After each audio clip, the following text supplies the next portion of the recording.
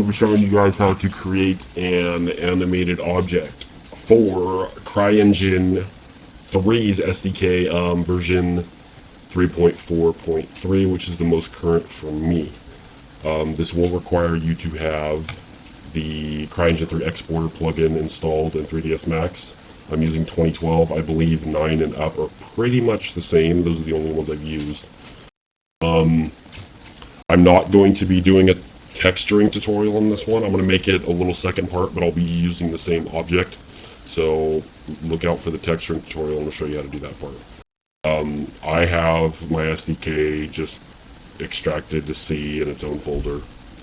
So go ahead and open up your SDK, go into the game folder, new folder, objects, enter it, new folder, tutorial.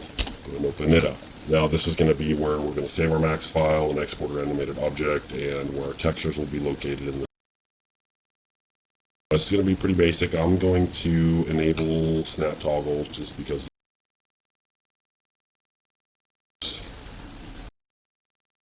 A little bit smaller than I wanted.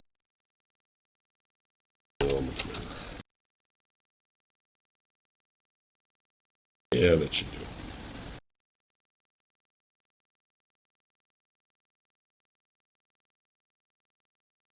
Whatever. Now I'm going to create a dummy, so go ahead and go back. Category, go to helpers. I'm not 100% sure the dummy is necessary, but I'm going to go ahead and create one. I like to make sure that it's moved to 0, X, Y, and Z are 0.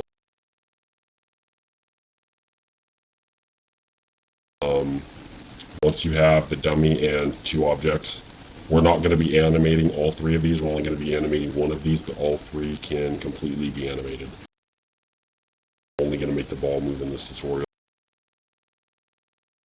So, first thing we're going to do is go ahead and select this object here, your bottom block, and go to the motion tab. Now, this might be collapsed, might not be the assigned controllers category. Go ahead and expand it. Now you'll see position and rotation. You can actually select both and assign the controller. Okay. Just going to select position and hit this little assign controller button and double click on TCB position. This is very important. If you do not set these, the position and rotation, see, I'm going to do the same thing. I'm going to select rotation now and select the assign controller and double click TCB rotation again. If you do not do this, your animations will not export. So no matter how hard you try, you'll get nothing. Now go ahead and select the ball and do the same thing. Go to the position, assign TCB controller. And if you click on it again, you'll notice it has that little caret by it so that you know it's selected. Rotation as well. I've heard that scale, you can't scale through animation, but I'm not 100% sure. Actually, you know what? Let's try it in this tutorial. Why not? Let's make it TCB scale. Whatever. Why not? Can't hurt, right? Sure it can. Okay, so now what I'm going to do is I'm going to actually name these objects. I'm going to name this one TUT001. Now I'm going to name the ball TUT002.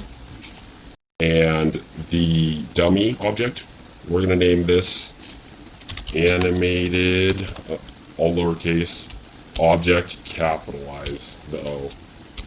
I'm not, like I said, I'm not 100% sure if the dummy is a necessary precaution, but we're actually going to be exporting this animated object dummy, so let's do that. Go ahead and open up your schematic view, and you should, theoretically, you might have 2 other ones. There'll be CryEngine exporters, don't worry about those. Go ahead and select your link tool up here, or the connect tool as they call it. And go ahead and click on tutorial 1 and drag to animated object. Now you notice it links it to the animated object. Now go ahead and drag from tutorial 2 to tutorial 1. And now you'll see they're all linked in order. Now the reason we do this is so that when we export this animated object, it knows what to export. It'll export anything linked to it, I believe. Go ahead and do that. Now, what we're going to do is, I'm just going to do a very basic animation here. I'm going to not even touch the block. I'm going to select the ball, select my move tool, select auto key button. I like to use auto key because every time you move this ball, it will automatically key a frame. So I'm going to go to 5 here and change my side view. And basically, well, I'm going to turn snap toggle off. I'm going to move it up. And if you look here, the ball is now up. And it automatically created a key down here. Now, as soon as you set one to key 5, it'll automatically create a key on 0. You don't really have to set a 0 key. And if you want, whatever floats your boat. Now on 10, I'm actually going to back down. Actually, no, I'm just going to shift drag the 0 key over to 10. That way it'll automatically go to its original position when I get there. Now on 15, I'm actually going to drag the 5 key over here. But I'm just going to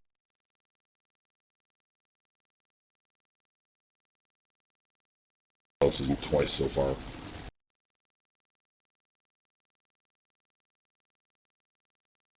Notice. Woohoo, what to do? So I'm going to control select 20, 15, 10, and 5. And now I'm going to shift drag them over. It's basically going to dupe these keyframes for 100 keys. So now, over our whole 100 key animation, we got a nice long animation there. Pretty simple. Now what we're going to do is select the dummy, the animated object dummy. Go over here to your Utilities tab in CryEngine 3 Exporter, add selected. Now, change the export to animatedgeometry.cga. Custom file name, actually, stop right there. Once you have that selected, make sure that these two boxes are unchecked. Export file per node and merge all nodes. I've had some confliction with these in the past, so I just leave them unchecked and it works. So we're going to do that. First, we're going to go save the object. Save as. We're going to browse to this tutorial folder I had you create in the game objects tutorial. We're actually going to go save it there. And I'm just going to name it tut.max. Ta-da! Now, I'm actually not going to rename this. You can actually set a custom file name and export it as a specific name, but I'm going to uncheck custom and just hit export. Now it's going to say, I don't know why, has degenerate core.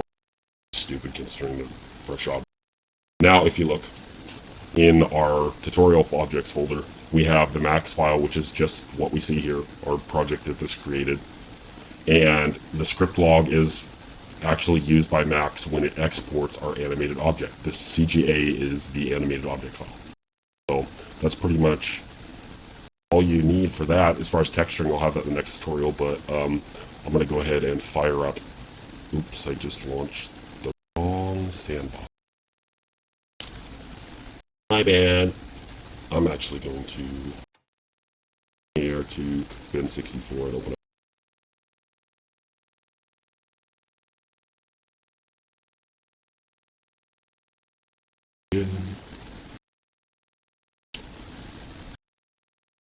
Level, if you have one.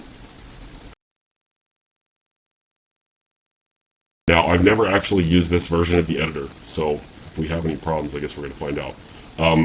I've already got a basic level created with the spawn point. If you go over to the roll-up bar over here, select Entity, Physics, Animated Object. I like to turn Follow Terrain on so that when you drag it in here, it'll automatically be there.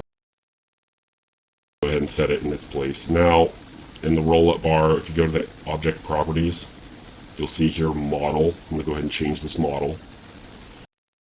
Let's see. We need to go to Game, Objects,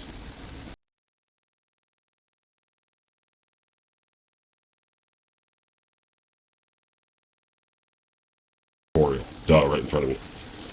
Now you'll see tut.cga. Go ahead and open that. Hey, look. Looks familiar. Is this not way too high for me?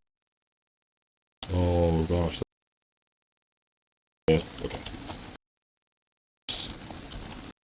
Objects we created. Now, Over here, still having the object selected in the animation section, I like to put loop and playing on.